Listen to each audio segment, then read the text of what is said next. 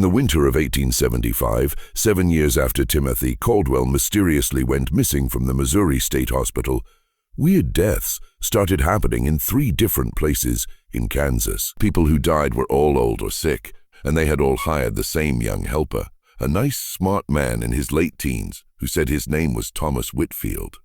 What made these deaths really scary wasn't just how often they happened, but how carefully they were done and how Thomas Whitfield always seemed to disappear just days before anyone started asking questions. Dr. Samuel Harding, now 68 years old and not working as a doctor anymore, would spend his last years chasing a killer whose ways had gotten way worse than anything he had written about in those leather books from Sedalia County.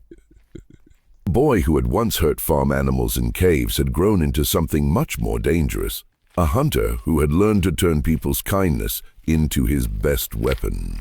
Before we keep going with the story of what Timothy Caldwell became, if you missed part 1 of Timothy Caldwell's scary story, make sure to watch it first to understand the full horror of what we're dealing with.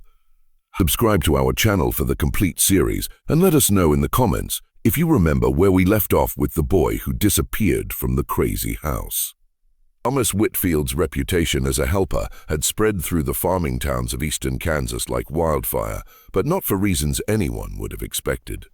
The Kansas of 1875 was a state still trying to figure out what it wanted to be. The recent end of the Civil War had brought waves of people moving west, including many families taking care of old relatives or war-hurt veterans who needed help all the time. In country areas where doctors were hard to find and cost too much, families often used traveling helpers, young men and women who moved from house to house, giving basic medical care and friendship to those who could no longer take care of themselves. Thomas Whitfield seemed to be exactly what these families needed. He was 19 years old, talked nicely, and knew a lot about medicine for someone so young. When people asked about his training, he would say that he had grown up helping a country doctor in Missouri, learning by watching and practicing instead of going to school. His recommendations were perfect. Letters from thankful families talking about his gentle way, his care for his patients, and his amazing ability to make dying people feel better. What made Thomas really valuable was that he would take the hardest cases. While other helpers stayed away from patients with serious sicknesses or mean behavior, Thomas seemed drawn to exactly these situations. He was really good at caring for old people with memory problems, war veterans struggling with what doctors back then called soldier's heart, and dying patients whose families couldn't stand to watch their slow death anymore. Thomas charged fair prices for his work, never so little as to seem weird, but never so much as to be too expensive. He usually stayed with families for 2 to 6 weeks, depending on how sick the patient was, and he always seemed to know exactly when his help would no longer be needed. Families liked his honesty about how long people would live and his gentle way of getting them ready for what was coming. Dr. Benjamin Wheeler, the county doctor for Leavenworth County, first met Thomas Whitfield in March of 1875 when the young man brought the death paper for an old patient named Martha Henley. Wheeler had been expecting the death. Mrs. Henley had been sick with lung disease for months, but something about the helper seemed strange to him. The young man seemed really calm for someone who had just lost a patient. Wheeler would later write in his journal, "Most helpers, especially those who had spent weeks taking care of someone, showed some sad feelings when someone died." Thomas Whitfield talked about Mrs. Henley's last moments like a doctor with no feelings, describing her sickness and getting worse with scientific details that seemed weird for someone who was supposed to have no real training. What Wheeler found most disturbing was Thomas's interest in the details of the death paper. The young man asked specific questions about how causes of death were decided, what proof was needed to support different reasons for dying, and how carefully county officials usually looked into deaths of old or sick people. He could tell that he wasn't asking these questions just because he was curious, Wheeler wrote. There was a reason behind his questions, like he was gathering information to use later. Even though he felt uneasy, Wheeler couldn't find anything wrong with Thomas's care of Mrs. Henley. The family said wonderful things about his hard work, describing how he had sat with her through hard nights, gave her medications exactly as told, and gave comfort during her last hours. The death looked completely natural. Thomas moved from house to house in a very organized way. His next patient was Samuel Morrison, a 73-year-old farmer who had a stroke and needed help with basic things. Morrison's son, Robert, had hired Thomas after getting a recommendation from the Henley family, who said the young helper was a blessing who had made their mother's last weeks as comfortable as possible. Thomas took care of Samuel Morrison for exactly 4 weeks. During that time, neighbors often saw him walking around the property in the early morning, sometimes carrying what looked like medical supplies, sometimes just standing quietly in the fields like he was thinking hard. When people asked about these walks, Thomas said that he found the morning air helpful for keeping his own health good while taking care of hard patients. Samuel Morrison died on a Tuesday morning in April, apparently having a second, worse stroke during the night. Thomas found the body when he came to give the morning medicine, and he immediately called Dr. Wheeler to confirm the death. Once again, the family praised Thomas's hard work and professional behavior, noting that he had warned them the day before that their father seemed to be getting worse fast. Thomas told us that Dad had been showing signs of another stroke. Robert Morrison told Dr. Wheeler. He said we should get ready, that it could happen any time. When it did happen, Thomas handled everything perfectly. He kept Dad comfortable and made sure he wasn't alone when he died. Dr. Wheeler's examination showed no signs of someone hurting him. Samuel Morrison's death was completely normal for someone getting worse from stroke problems. Wheeler noticed that Thomas once again seemed really unaffected by the loss, asking the same types of medical questions about paperwork and investigation procedures. A pattern started to show as Thomas continued his work throughout the spring and summer of 1875. His patients always died while he was taking care of them, usually after he had been with them for 3 to 5 weeks. The deaths always looked natural, always happened at times when Thomas was somewhere else in the house or on the property, and always came after periods where Thomas had warned the families to expect the worst. What made the pattern really hard to notice was Thomas's careful choice of patients. He only took cases with people who were already really sick or getting worse. Families were thankful for his willingness to take on difficult situations that other helpers stayed away from, and they thought the deaths were just the natural way their existing sicknesses got worse, rather than because of anything else happening. Also, Thomas never stayed in one area long enough for local police to notice how often deaths happened when he was around. He moved in a carefully planned circle through different counties, making sure that months or even years passed between his visits to any particular area. By the time he came back to an area, people had forgotten, and new families were thankful for his help without connecting him to previous deaths.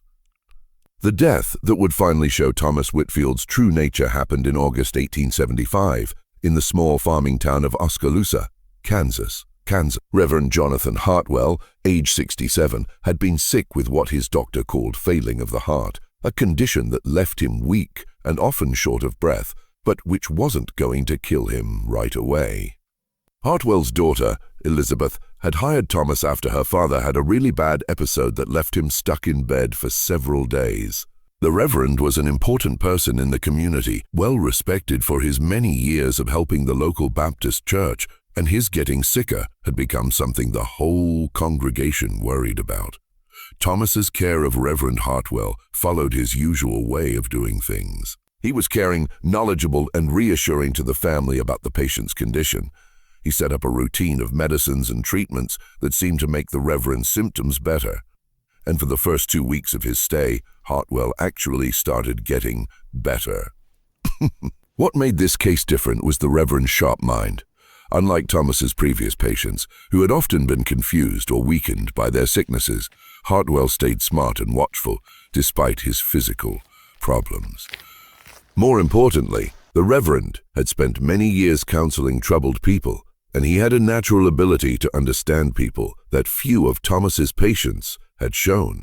On the morning of August 15, 1875, Reverend Hartwell called his daughter to his bedside for what he said was an urgent conversation. Elizabeth later told investigators that her father seemed upset in a way she had never seen before, even though his physical condition had actually been getting better over the previous few days. Father told me that something was wrong with Thomas. Elizabeth would later tell the court. He said that Thomas had been asking strange questions about the church, about our family's money, about whether we kept money in the house. But what bothered Father most was the way Thomas looked at him when he thought no one was watching. According to Elizabeth, her father described Thomas's stare as the look of someone studying a bug, not caring for a patient. The Reverend had noticed that Thomas showed no real concern for his comfort or getting better, but instead seemed to be figuring something out whenever he thought no one was looking.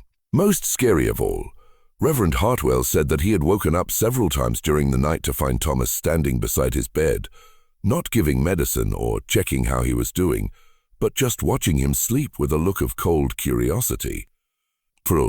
Father said he felt like Thomas was waiting for something, Elizabeth remembered. Not waiting to help, but waiting for something to happen. He made me promise that I wouldn't leave him alone with Thomas anymore, not even for a few minutes. Elizabeth promised her father that she would stay close, but she was torn between his worries and her thankfulness for the improvement in his condition since Thomas had arrived. The young helper had seemed so professional, so dedicated to her father's health, that she found it hard to believe he could want to hurt anyone. That afternoon, while Elizabeth was making lunch in the kitchen, she heard her father call out from his bedroom. The sound was not his usual call for help, but a cry of alarm that made her run toward his room. She got there to find Thomas standing over her father's bed, holding a pillow that he said he had been fixing for the Reverend's comfort. Reverend Hartwell was unconscious but breathing, and Thomas explained that the old man had suffered some kind of episode, maybe a small stroke or heart problem, that had made him lose consciousness suddenly. Thomas had been trying to make him more comfortable when Elizabeth heard the noise. Dr. Wheeler was called right away, and his examination showed that Reverend Hartwell had indeed suffered some kind of heart event. However, the Reverend woke up within a few hours, and his condition got stable quickly. More importantly, he remembered clearly what had happened in the moments before he lost consciousness. "Someone tried to smother me," Reverend Hartwell told Dr. Wheeler in private when Thomas was out of the room. "I woke up and that young man was pushing a pillow over my face. When I struggled, he pushed harder. I tried to call out, but I couldn't get any air. I thought I was going to die." Dr. Wheeler was faced with an impossible situation. Reverend Hartwell was a respected member of the community whose word couldn't be easily dismissed, but Thomas Whitfield had a perfect reputation and no clear reason for hurting his patient. Also, trying to murder someone in broad daylight in a house where family members were around seemed like an act of almost impossible recklessness. When told about the accusation, Thomas responded with exactly the right mixture of shock, hurt feelings, and professional concern. He explained that he had been fixing the Reverend's pillows when the man had suffered his heart episode, and that he had been trying to provide support when Elizabeth arrived. He suggested that the Reverend's memories of what happened might have been changed by the lack of oxygen to his brain during the episode. "I understand that Reverend Hartwell is confused about what happened," Thomas told Dr. Wheeler with apparent honesty. "Patients who suffer heart events often see things that aren't there or remember things wrong. I've seen it many times in my work. The important thing is that he's getting better, and I want to do everything possible to support that recovery." Thomas's explanation made medical sense, and his behavior was completely convincing. But Dr. Wheeler remembered his previous unease about the young helper, and he decided to investigate further before dismissing the Reverend's claims. What Wheeler discovered over the next several days would change everything. Working with county officials from nearby areas, he began tracking the pattern of deaths connected with Thomas Whitfield's helper services. The picture that came out was far more disturbing than anyone had imagined. In less than 6 months, Thomas had been around when 17 patients died across 3 counties. While each death had looked natural when looked at individually, the combined pattern suggested something far more scary. Also, Wheeler discovered that several families had reported small thefts after their relatives died. Small amounts of money, jewelry, or other valuable things that had gone missing, but were blamed on confusion during the sad time. Most damning of all, Wheeler found proof that Thomas had been using fake recommendations to build his reputation. The thankful families he claimed to have helped in Missouri either didn't exist or had never heard of anyone matching his description. Thomas Whitfield had built his entire identity on carefully made-up lies, creating a fake history that let him move freely among vulnerable people. As Dr. Wheeler's investigation got deeper, he began to find connections that reached far beyond the recent deaths in Kansas. Working with law enforcement officials from neighboring states, he discovered reports of similar patterns in Missouri, Nebraska, and Colorado, always involving a young helper whose patients died unusually often and who disappeared before questions could be asked. The breakthrough came when Wheeler contacted Dr. Samuel Harding in Missouri, looking for information about any young men with medical training who might have moved to Kansas in recent years. Harding's response arrived by telegram within hours of Wheeler's inquiry. Stop investigating immediately. Stop boy from Sedalia. Case stop extremely dangerous as I. Perfect. Stop will arrive Kansas soon as stop. Dr. Harding, now 68 years old and officially retired, had spent the 7 years since Timothy Caldwell's disappearance tracking reports of suspicious deaths across the American Midwest. His private files contained detailed documentation of more than 40 cases that showed the signs of Timothy's methods, but he had been unable to make definite connections between the various incidents. The Kansas deaths represented the clearest pattern Harding had seen since Timothy's escape from the Missouri State Hospital.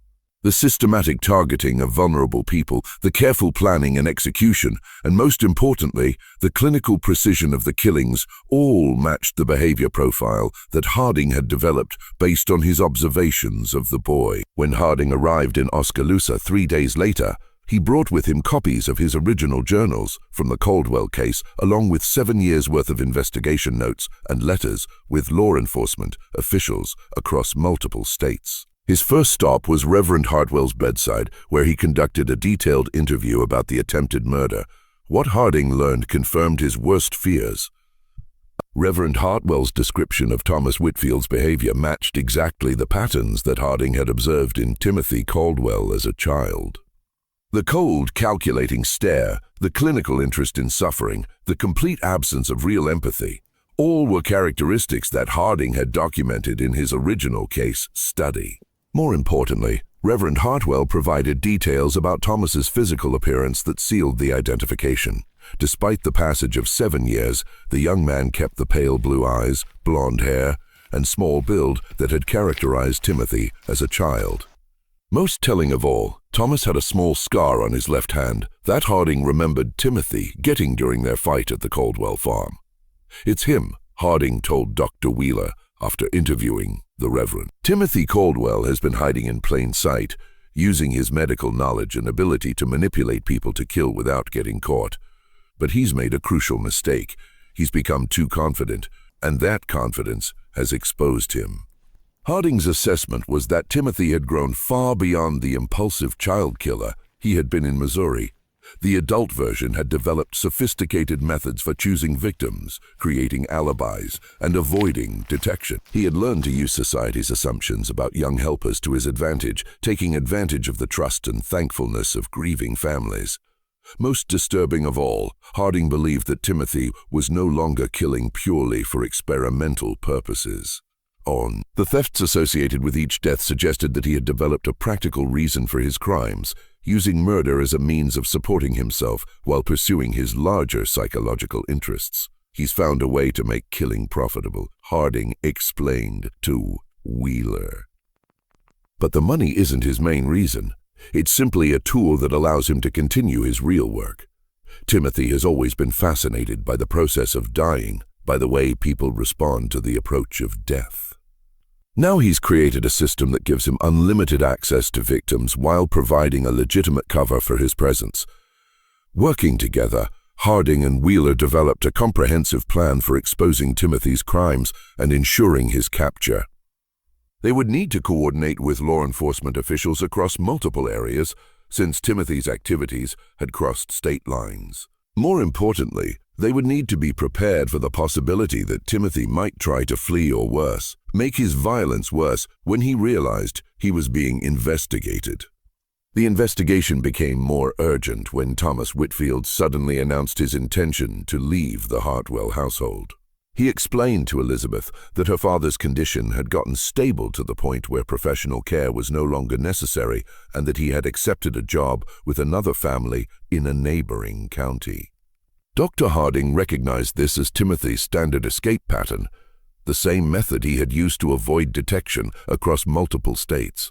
Timothy had developed an almost supernatural ability to sense when suspicion was beginning to focus on him, and he always disappeared just before authorities could act. But this time, Harding was prepared. Working with Sheriff Marcus Thompson of Jefferson County, he had established watching around the Hartwell property and coordinated with law enforcement officials in surrounding areas to monitor roads and railway stations. Timothy would not be allowed to simply vanish, as he had so many times before. The watching revealed the full extent of Timothy's careful planning and preparation. Rather than simply packing his belongings and leaving town, Timothy spent several days making detailed observations of local law enforcement activities. He was seen watching the sheriff's office from various hiding spots, timing the movements of deputies, and apparently mapping escape routes through the surrounding countryside. More disturbing still, Timothy made several visits to the local cemetery, where he was observed studying gravestones and making notes in a small journal. Dr. Harding believed that Timothy was collecting information about recently dead people, possibly preparing fake identities or planning future impersonations. He's not just planning to escape, Harding told Sheriff Thompson. He's planning his next identity, his next hunting ground. Timothy has learned to think strategically, to plan months or even years ahead. We're not dealing with an impulsive killer anymore. We're dealing with someone who approaches murder as a career. The breakthrough came when one of Sheriff Thompson's deputies doing routine watching observed Timothy meeting with a stranger at the edge of town. The meeting took place near an abandoned grain mill, away from any casual observers, and lasted approximately 20 minutes. The stranger was later identified as Marcus Sullivan, a con man with a history of fraud and forgery, who had recently been released from prison in Missouri. Sullivan specialized in creating fake identity documents and had apparently been hired by Timothy to establish a new persona for his next area of operations. This discovery provided law enforcement officials with crucial insight into Timothy's methods. Rather than simply moving from place to place under his existing fake identity, Timothy had been systematically creating new personas, complete with made-up histories and forged recommendations. This explained how he had been able to maintain his reputation as a reliable helper despite the pattern of deaths associated with his work. Sheriff Thompson's men arrested Sullivan immediately after his meeting with Timothy, and under questioning, the forger revealed the full scope of Timothy's identity manipulation. Over the past 7 years, Timothy had ordered at least 6 different sets of fake papers, allowing him to operate under multiple names across various states. More importantly, Sullivan revealed that Timothy had been planning something far more ambitious than his usual pattern of individual murders. The young killer had been gathering information about families throughout Kansas and Nebraska, apparently preparing for what Sullivan described as a grand project. Though the forger claimed not to know the specific details of Timothy's plans, he told me he was tired of killing one person at a time, Sullivan testified. He said he wanted to do something that would be remembered, something that would show the world what he was truly capable of. He'd been talking about finding the perfect situation, the perfect family, where he could conduct what he called comprehensive experiments. This revelation sent chills through everyone involved in the investigation. Timothy had apparently been using his years of freedom not just to continue killing, but to develop more sophisticated and ambitious plans. The individual murders had been preparation for something much larger and more devastating. Dr. Harding suspected that Timothy's grand project involved finding a way to kill multiple people while maintaining the appearance of natural deaths. Given Timothy's medical knowledge and his years of experience manipulating grieving families, he might be planning to target an entire household or even a larger community. Timothy has always been driven by intellectual curiosity about death and human behavior, Harding explained to the assembled law enforcement officials. As a child, he killed to satisfy that curiosity on a small scale. As an adult, his appetite has grown. He's no longer satisfied with simple murders. He wants to conduct large-scale experiments in human suffering and death. The urgency of capturing Timothy increased dramatically when Sheriff Thompson received word that Thomas Whitfield had failed to appear at his scheduled departure from the Hartwell household. Elizabeth Hartwell reported that the young helper had left the house early that morning, claiming to be running final errands before his departure, but he had not returned by evening as promised. A search of Thomas's room revealed that he had taken most of his belongings, but had left behind several items that provided crucial insight into his activities. Hidden beneath his mattress, investigators found a detailed journal documenting his observations of the families he had served, including their financial resources, family structures, and personal weaknesses. The journal entries revealed Timothy's systematic approach to selecting and manipulating victims. Each family was analyzed in clinical detail with notes about their emotional weaknesses, their financial situations, and their potential value as subjects for Timothy's psychological experiments. Most disturbing of all, the journal contained detailed plans for what Timothy described as the Culmination Project, a comprehensive study involving the systematic elimination of an entire family over an extended period designed to test his theories about grief, desperation, and human survival instincts. The discovery of Timothy's journal triggered an immediate manhunt involving law enforcement officials from 3 states. Based on the detailed planning notes found in his room, investigators believed that Timothy was heading toward Nebraska, where he had apparently identified a wealthy farming family as potential targets for his Culmination Project. Dr. Harding studied Timothy's notes with growing horror, recognizing the evolution of the boy's original experimental mindset into something far more sophisticated and deadly. Timothy had spent years perfecting his ability to manipulate human emotions and exploit family relationships, and he was now planning to use those skills on an unprecedented scale. He's not just planning to kill this family, Harding told the assembled investigators. He's planning to torture them psychologically, to study their responses as he systematically destroys their lives. Timothy has become obsessed with understanding the limits of human endurance, and he sees this family as the perfect laboratory for his experiments. The target family was identified as the Hendersons of Lancaster County, Nebraska, a successful farming clan consisting of patriarch William Henderson, his wife Margaret, their 3 adult children, and 2 young grandchildren. Timothy's notes indicated that he'd been writing letters with the family for several weeks, presenting himself as an experienced helper available to assist with William Henderson's declining health. What made the Henderson family particularly vulnerable was their isolation. Their farm was located several miles from the nearest neighbors, and William Henderson's pride had prevented him from seeking help for his increasing physical problems until his condition had become desperate. The family was thankful for Thomas Whitfield's offer of assistance and had no reason to suspect that they were inviting a killer into their home. Sheriff Thompson immediately sent telegrams to law enforcement officials in Nebraska, but the distances involved and the limitations of 1875 communication technology meant that warnings might not reach Lancaster County in time to prevent Timothy from arriving at the Henderson farm. Dr. Harding made the decision to travel to Nebraska himself, despite his advanced age and the physical demands of the journey. He felt a personal responsibility for stopping Timothy, believing that his failure to prevent the boy's escape from the Missouri hospital had enabled 7 years of murder and suffering. "Timothy Caldwell is my responsibility," Harding told Sheriff Thompson.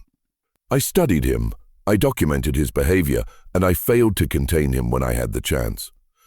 If he succeeds in implementing this plan, the blood of the Henderson family will be on my hands as much as his." The journey to Lancaster County took 3 days by railroad and stagecoach, during which Harding reviewed every detail of Timothy's psychological profile and behavioral patterns. He carried with him copies of all his original journals from the Caldwell case, hoping that his insights into Timothy's childhood psychology might provide clues about how to predict and counter the young man's adult strategies. What worried Harding most was Timothy's demonstrated ability to adapt and change his methods. The boy who had once killed impulsively and left obvious evidence had grown into a man who could plan months ahead and manipulate complex social situations to his advantage. Timothy had learned from his mistakes, and he was now operating at a level of sophistication that made him far more dangerous than any criminal Harding had previously encountered. The race to reach the Henderson farm became more urgent when Harding received word that Thomas Whitfield had indeed arrived at the property and had been welcomed by the family as their new helper. Timothy was now in position to begin implementing his plan, and every hour of delay increased the likelihood that the Henderson family would suffer the fate that Timothy had designed for them. Just when we thought we'd seen it all, the horror that Timothy Caldwell has become reaches new heights. If this story is making your blood run cold, share this video with someone who can handle the terror. Hit that like button to help us bring you more dark historical mysteries. And don't forget to subscribe. Timothy's story is far from over. Let's discover together whether Dr. Harding can finally stop the monster he once studied. Dr. Harding arrived at the Henderson farm on a gray October morning, accompanied by Sheriff Robert Kine of Lancaster County and 2 armed deputies. The property looked peaceful from a distance, smoke rising from the chimney, livestock grazing in the fields. No obvious signs of trouble or violence, but Harding's trained eye immediately noticed subtle details that suggested something was wrong. The family's dogs, which should have barked at the approach of strangers, were nowhere to be seen. The usual morning activities of a working farm, feeding animals, collecting eggs, preparing for the day's work, were absent despite the early hour.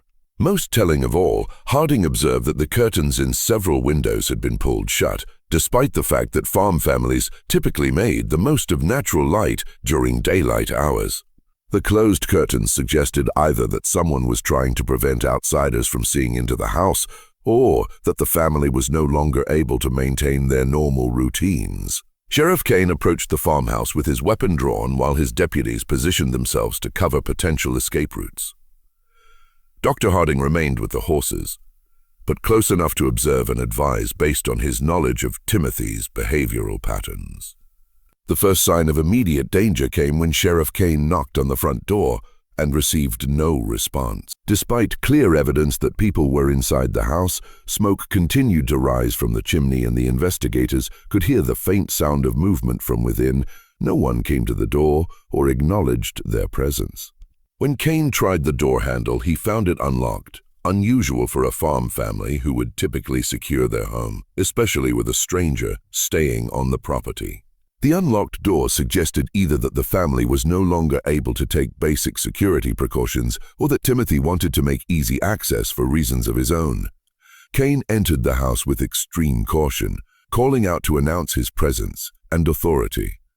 The response he received chilled everyone present. A weak voice from somewhere deep in the house called for help, followed immediately by the sound of a door slamming and footsteps running toward the back of the building. The scene that greeted Sheriff Kane in the main room of the farmhouse was one of carefully planned horror. William Henderson was tied to a chair near the fireplace, conscious but obviously weakened by what appeared to be days of abuse.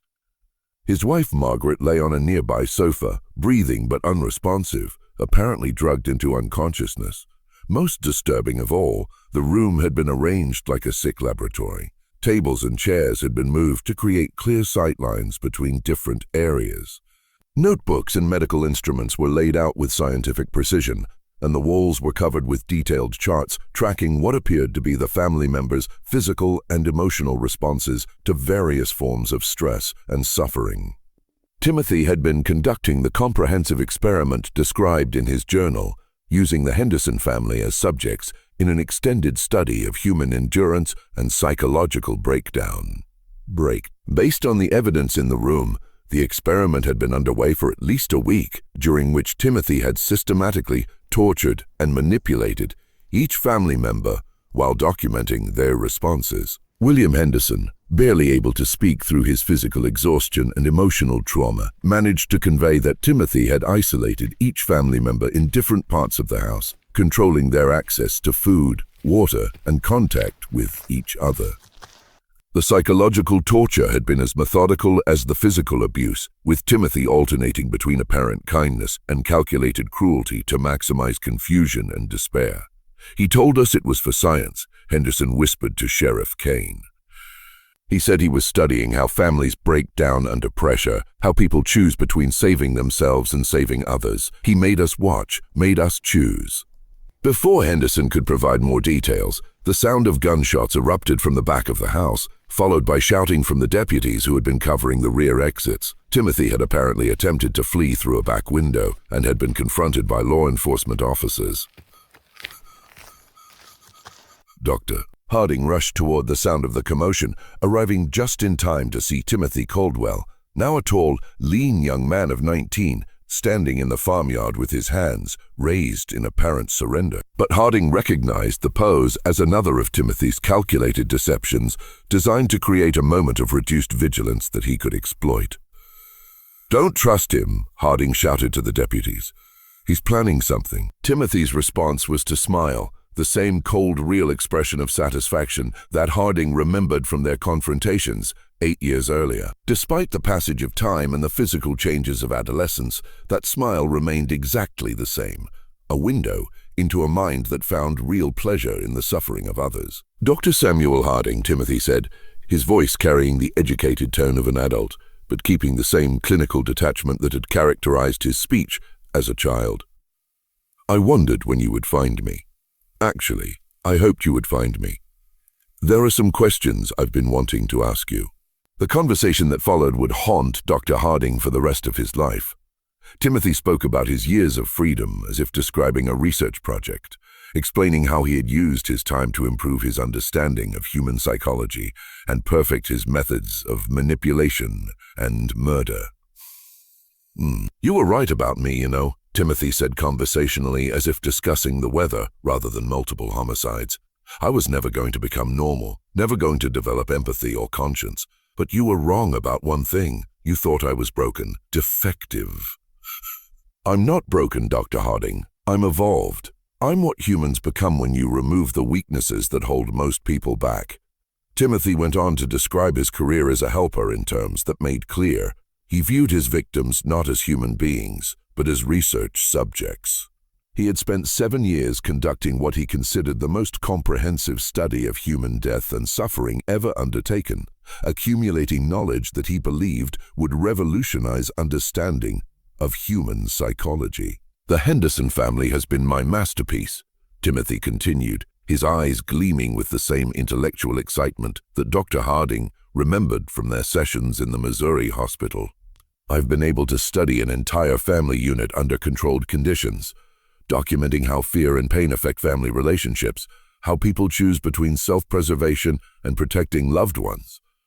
Dr. Harding realized that Timothy was not surrendering. He was bragging. The young man had no intention of being captured alive, but he wanted to share his discoveries with the one person who might appreciate their scientific significance. Timothy viewed their reunion as an opportunity to present the results of his research to his original study partner. "I have journals, Dr. Harding," Timothy said, "detailed documentation of 43 deaths with comprehensive analysis of victim psychology, family dynamics, and community responses. It's the most complete study of human mortality ever compiled. Aren't you curious to see what I've learned?" The temptation was real. Despite his horror at Timothy's crimes, Dr. Harding's scientific training made him genuinely curious about the insights that might be contained in those journals. Timothy had spent years conducting experiments that no ethical researcher could ever attempt, observing human behavior under conditions of extreme stress that would be impossible to replicate in legitimate studies. But Harding also recognized Timothy's offer as another manipulation, an attempt to exploit his intellectual curiosity in order to gain some advantage or extract some concession. Timothy had always been skilled at identifying and exploiting human weaknesses, and he understood that Harding's commitment to scientific knowledge represented a potential vulnerability. "Where are the other family members, Doctor?" Harding asked, refusing to be drawn into Timothy's psychological games. Timothy's smile widened. "That's part of the experiment, Dr. Harding. They're safe for now, but their continued safety depends on the choices that get made in the next few minutes. I've created a situation where you have to choose between capturing me and saving them. Which is more important to you, justice or mercy? The standoff that followed revealed the full extent of Timothy's planning and preparation. He had not simply been hiding at the Henderson farm. He had been using the